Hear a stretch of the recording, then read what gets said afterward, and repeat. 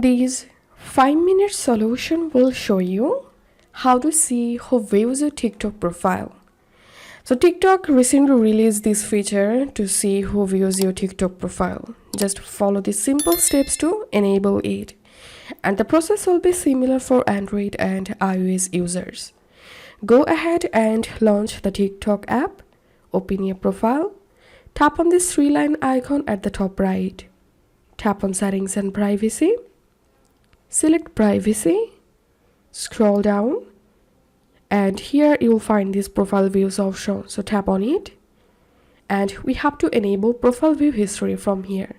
Then you will be able to see who viewed your profile in the past 30 days and allow others to see that you viewed their profile. And after enabling this option, go to your TikTok profile and tap on this icon at the top right.